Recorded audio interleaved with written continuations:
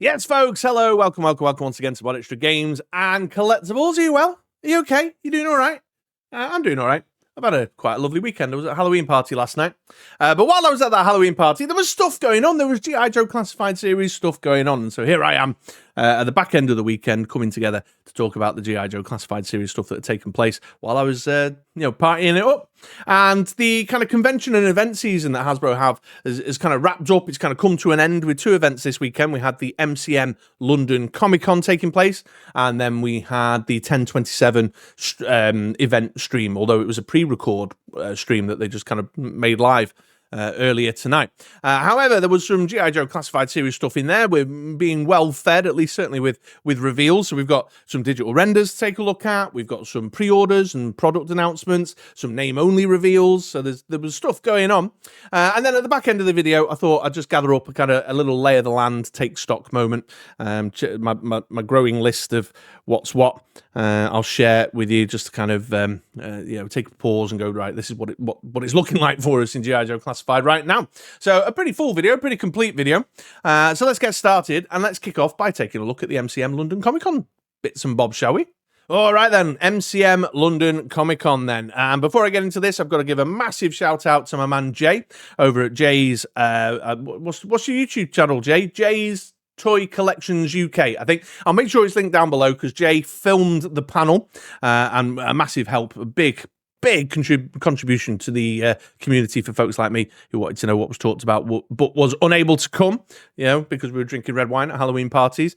But yeah, massive thank you to Jay for filming the panel so that we've got the information direct from the horse's mouth from Emily over at Hasbro to know what's the what here. So I'll put a link to that down below. And then another shout out to the great Antonio, Tony on the G.I. Joe design team, who put out some better quality pictures of the digital renders. But at the MCM London Comic Con, they did some pre-order product announcements and they gave us some digital renders. So let's get into those. And I'm going to start with the digital renders. And the first one on the list is this guy here, Blowtorch. So this guy's an interesting one. When I first saw the kind of blurry photos from the back of the little space of the TV screen with a PowerPoint slide deck on it, I was like, oh, I'm not so sure. But then when Tony put out the digital renders and had a much closer look at the figure, I'm like, oh yeah, no, I like this guy. I like this figure a lot. And maybe you do too. Maybe you don't. I invite you to the comments down below to share your thoughts, but I'm going to share some thoughts of mine.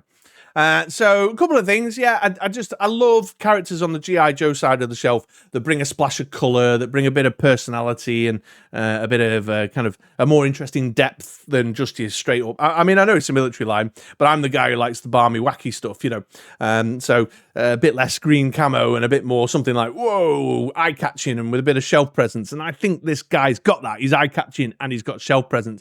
The colour scheme, the yellow and the red looks great. His specialism's just a little bit different and sets him apart from some of the kind of core central crowd there. Obviously drawing heavy inspiration from the vintage figure with the yellow and red design and then the silver spheres. I don't know what they are, are they some kind of fire retardant type thing that he's got? One thing I'm particularly disappointed about is the green plastic moulding on the weapons. I've never been a fan of when they do the green weapons. I get it because again they're doing a little homage, a little nod to the original figure, which I'm pretty sure the vintage version of the figure had a green flamethrower weapon as well. So I suspect that's what's informed that decision, but I just don't like it. I think it'll look really because he's got all the black trimmings and the belts and everything. I think it'll look really crap. But if he comes to life in 3-dimensional 6-inch form like this digital render, then I'm going to be a very happy chappy. I mean, look at some of the sculpting detail around the helmet and in his kind of fire defense uniform and the little silver spheres and stuff in there. Look really, really great. Lots of little extra touches, paint applications on the breather, the rebreather, and on his belt buckle and stuff. Looks really wonderful. So that green weaponry is going to stand out really as a bad thing against the quality of his uniform. But yeah, the sculpting really stands out to me, and I love that splash of colour for the G.I. Joe side of the shelf. There's some reuse in here, the canister, the fuel canister backpack, the hose and the fire effects. They're the same as came with Torch. Dreadnought's torch, which I get, I understand, that's kind of reuse that I can excuse. fine enough. That's okay. But yeah, the splash of colour and the way the red and the yellow kind of pops and gives it shelf presence, really into. I also heard some whispers on the wind knocking around. I think it was on one of the Facebook groups as I was doing a bit of research for this video, but I couldn't corroborate it. So this is just rumour right now. I don't know where the source for this is, but his helmet's removable and there's a sculpted head under there. And if there is, that'll be really interesting too, because I love a good sculpted head under a helmet. And hopefully the sculpted head underneath will look nice and proportional. That they've not had to like make him a Beetlejuice pinhead or something to to work in there. But yeah, I think this one's a really interesting figure. Like I say, when I first saw him, I was like, no, I'm not so sure. But then as I examined the better detailed digital render more closely, I was like, oh yeah, really catching my eye. And I think this one will definitely be a pre-order for me. Let me know your thoughts down below. Then next on the digital render list at London Comic Con, we had the Frag Viper here. We knew it was coming. It was on the name-only list, as was Blowtorch. Long-awaited figure, so folks are pleased to be seeing this one. And again, this looks great in the three-dimensional 6-inch classified form. Clearly drawing inspiration from the vintage look of the character once again, but with that contemporary classified modern twist, which is like really where G.I. Joe Classified eats. That's where it's at its best, isn't it? Where it acknowledges the vintage, but also brings it to life in some other new and interesting ways. So the silver helmet there, the brown and blue color combo in the uniform, the little kind of grenade throwy lacrosse stick arm thing. It looks like a toy that my son used to have, actually. Like there was like a game, a ball throwing game. That's all there, present and correct, with the hose attached to the front of the mask, and then the big pipe coming from the backpack to the grenade thrower, sending the balls, the grenades sending the balls. See, I'm thinking about my son's garden toy, sending the grenades down to the thrower, so that's all great. And it's got that little kind of action effect as well of one of the grenades being armed and thrown, so that's all lovely to see. The sculpting detail looks great again if it's in the same in 6-inch real 3D form. Like just the little things I like when buckles are painted and they've got paint applications on them, and he's got that lovely splash of sky blue with the sash that goes across his body with the silver Cobra logo on it, just giving it a bit more depth and a bit more character. Really into that. I suppose the only disappointment, and I suspect this has been talked about already round and about in the community, these two little machine pistol things that came with Shockwave are just a bit bland and a bit pants, really. I know the vintage figure came with like a bigger handled submachine gun, didn't it? I think. I should always check this stuff before I start recording, but yeah. So for him not to come with something a little bit more rifle-y, larger in size and shape is a little bit of a shame. I suspect it's a budget thing there because it's reused tooling or whatever, which some will be unhappy with, I suspect, but I'm all right. I've got a bits box full of machine guns anyway, so you can make it work, but weaponry-wise, it's a bit bland. But I suppose the whole point is he's got he's a Frag Viper, he's throwing frag grenades, with his kid's toy. But I like it. I like the color scheme. I like the sculpting. I like the helmet. Again, I also heard the same whisper on the wind that the helmet was removable, but I don't know what would be going on under there. Maybe like a kind of balaclavaed up thing, Ali Viper style or something. I don't know. But yeah, I think this is a good one as well. This is one that when it comes up for pre-order, I'll be definitely considering dropping a pre-order on that. I think it's a decent figure. And again, I invite you to the comments down below to let me know your thoughts. So that was it on the digital renders. I've done it back to front because what they also revealed is they gave us some kind of promo photos and some demonstration shots of Heavy Duty, of the Cobra Perimeter and Trench Viper and Nemesis Immortal. Although I'm not going to talk about Nemesis Immortal yet. I'm going to come to that in a minute. So the Heavy Duty promo photo looked good. A lot of people have been eyeballing the characters in the background. Maybe they're a cheeky little Easter egg or a little nod towards some future releases. But the Heavy Duty promo photo was there. Then they showed us some Cobra Perimeter and Trench Viper stuff. I found that really interesting, actually, because they were showing us inside that there's a weapons rack inside it, and then sort of demonstrating the modularity and how you can chunk together loads of different sets to make, towers or longer walls and things, and showing how they had foot pegs in the base and how the big heavy machine gun links on. So I thought that was nice. I thought it was interesting, though, because they also told us that Heavy Duty and the Trench Viper and Cobra Perimeter set are going up for pre-order on the 29th of October next week, which is Tuesday. So I don't know how long it'll take me to edit this, but it's Tuesday next week, the 29th at 1 p.m. Eastern Time, 5 p.m. UK, blah, blah, blah, all that usual stuff. But they jumped straight from render and promo shots into pre-order. But what Emily said in a kind of very throwaway comment was that we've had some restructuring going along, and the person who was supposed to be bringing the demonstration, the actual figures to show, was one of the people who was affected by the restructuring. So presumably someone who was supposed to be at MCM London, like maybe John Warden or something, has got a suitcase full of figures, and they've gone, well, I'm not going to London. You've just laid me off. And therefore the figures never came. So I thought it was interesting that they'd gone straight from sort of digital render to promo photos to pre-order without doing an in-hand demonstration. But I think the intention was to do an in-hand demonstration, or pop it at least into the display cabinet, and they never did because one of the poor individuals affected by the layoff was to do that. But nonetheless, that was the big news there. So I thought the Cobra Perimeter stuff was interesting. Go and take a look at the pictures and the video footage that Jay took of that. And that's Heavy Duty and the Defense Perimeter going up for pre-order on Tuesday. And so I need to make a much quicker decision. I was going to wait and see on the Cobra Perimeter what it looked like in implementation, but I might have to make a bit of a decision now around making a pre-order. So there you go. There was some promo photos there that they shared. And then finally, in the London Comic Con presentation, Emily shared 3 name-only reveals. All 3 are from the Retro subline, and they are Retro Flint, the Retro Televiper, and Retro Covergirl, which 3 very curious, interesting ones. There'd been rumours around Flint being revealed previously. So yeah, there you go. So name-only reveals. I, like many, and I know some folks, we've talked about it in the comments on previous videos before, very eager to see a resculpted Flint. They've set a precedent now, as far as I'm concerned, an expectation with me, with Duke and Scarlet, that the Retro line has space to give us resculpted new versions of characters that are like pure classic representations, and I'm hoping Flint would be the case. I'm not sure what they'll do with the Televiper, whether that's just going to be a bit like the Snow Serpent, really, just maybe slightly recoloured, popped in the retro car back. But one thing they did say about Covergirl was that she was going to come with a new head sculpt with the blonde hair.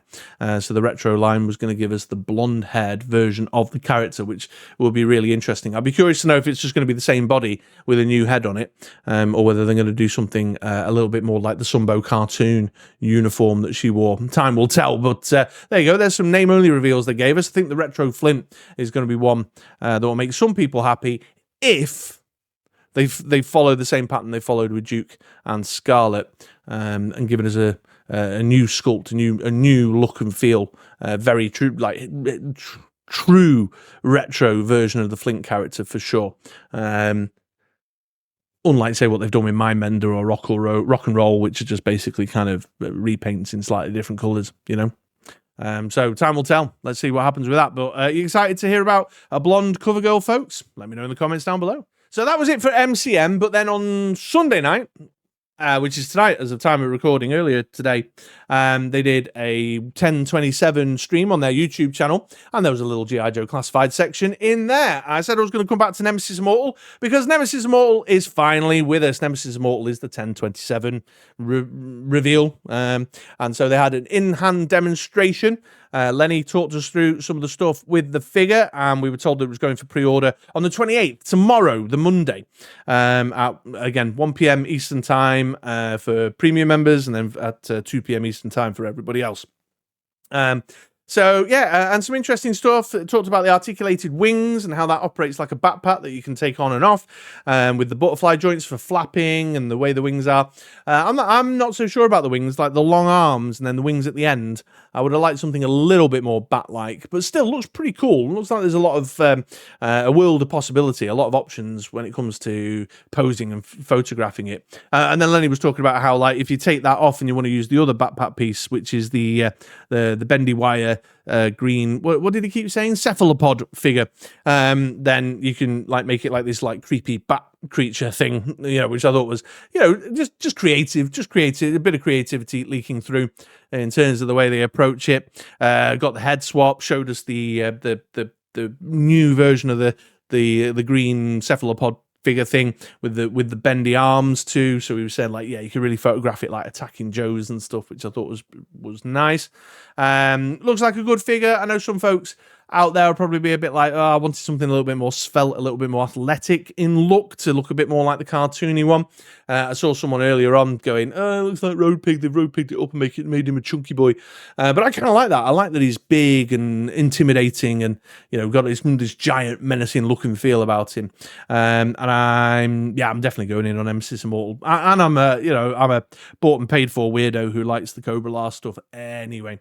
Also, in the background of the promo pictures they were showing, folks have plucked out a little shadowy character in the background that may or may not be a Cobra La, like a guard dude, or maybe a cloaked up Pythona, which I think is really, really interesting. So there you go. So that's going on pre-order on Monday, folks. So clear your calendars and get ready to hit that F5 button on the old Hasbro Pulse page there. So there we go. That was all the new reveals. And that's kind of, like as I said at the top of the video, brought our convention and event season to a close now. Unless they sneak another cheeky little, like a Tuesday night fan stream out over the YouTube channel beforehand, which they have done historically in the past. They've done that just before Christmas, snuck out a little stream there. But that's kind of it for the big name events, or at least that I'm aware of. Let me know if I'm forgetting something or missing something. So I just sort of sat down and took stock. I've got my little list on my iPad that I keep up to date of where we're up to and what we've got going on. So that means right now, as we stand, in terms of name-only reveals, we have Snake Eyes version 4, Crystal Ball, Dark Lom, and then the 3 retros that they've just announced, the Televiper, Flint, and Covergirl. So that's where we're at with the name-only list. Some interesting stuff in there. Really can't wait to see Crystal Ball. I really want to see what they've done with that guy. But that's where we're at with name-onlys. Then as far as things we've seen digital render reveals of, the list is the Claw with the female pilot, Law and Order, then the Legacy Firefighter, Snake Eyes with the Polar Bear, the first of the mass device sets, and then Blowtorch and the Frag Viper, which have been added to the list from MCM London Comic Con on Saturday. So not quite the massive list of render reveals. Things are looking a bit quieter and a bit thinner than they have done in the past.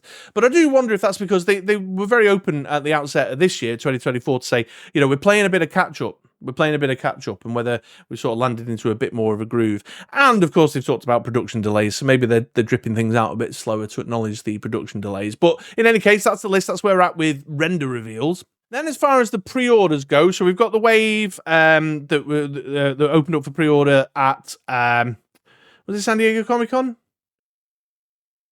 Or was it? Oh, God, there's been so many events. In any case, it's Dial Tone, Leatherneck, Xandar, and the Saw Viper.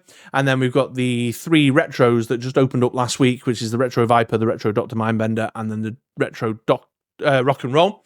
Along with the 3 pre-orders that are opening up this week, which is the Nemesis Immortal, which is going up on the Monday, and then the Cobra Perimeter and Heavy Duty going up on the Tuesday. So, again, a fairly decent pre-order list, but I was checking my little pre-order spreadsheet before, and certainly not as wacky and balmy as it was at in the earlier part of this year. And then we've still got some kind of rumours and some teases and some hints and suggestions and implications floating about out in the community there. The Night Viper was rumoured ages ago. I can't even remember where the source was for that, but that was a rumour that came out the woodwork at some point. It may have been something that had been sculpted, come out the back door of one of the Far East factories that made people go, ooh, I wonder if that's a Night Viper. And then Heart Wrencher was rumoured ages ago. At the same time, I mentioned this before, that like Road Pig and Starduster, and something else I can't remember, which was from T1 Toys, who'd said that they'd seen Heart Wrencher on a preview list. And of course, the other 3 of the 4 that they named at the time have come real. So Heart Wrencher is still sort of potentially out there as a rumour. Then Emily mentioned when they revealed the Legacy Firefighter that we were going to get another Legacy First Responder in 2025, so that was sort of teased. And then the new vehicle, they gave us the little tease of a new vehicle, a kind of back wheel and wheel arch, which many assume to be either the Ore Striker or the Thunder Machine. Although the more I look at it, the more I'm thinking All Striker. But there we go.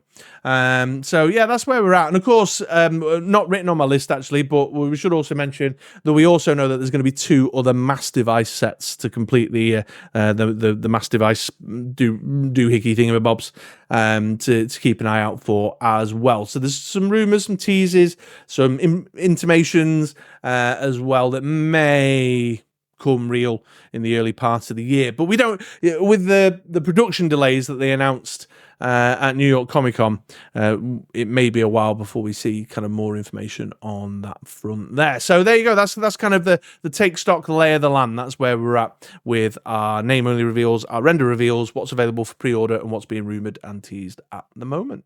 So there we go then, folks. There's the rundown of the stuff that's happened this weekend just gone. Again, that was at London Comic Con and at the 1027 video thing that went live on Sunday night. Once again, thank you to Tony over at the G.I. Joe Classified Series team for his great Instagram page. And of course, thank you to Jay over at Jay's Toy Collections UK on his YouTube channel for capturing that G.I. Joe Classified Series panel. Please do go check both of them out. Links in the description down below. As always, and as I've mentioned several times through the video, I invite you to head to the comments down below, share your thoughts. Anything there that's got you really super pumped and excited? Anything got you really super disappointed? Was I talking bobbins at the stuff that's caught my eye? Or do you agree with me? All that good stuff. Let me know. Love to get into conversation with you. But in the meantime, it's been an absolute pleasure. Thank you very much for watching my video. And I hope to see you around again these parts sometime soon for something else. You know, who knows what could be coming down the pipeline. So yeah, take it easy, folks. Hope you have a great week. Bye-bye now.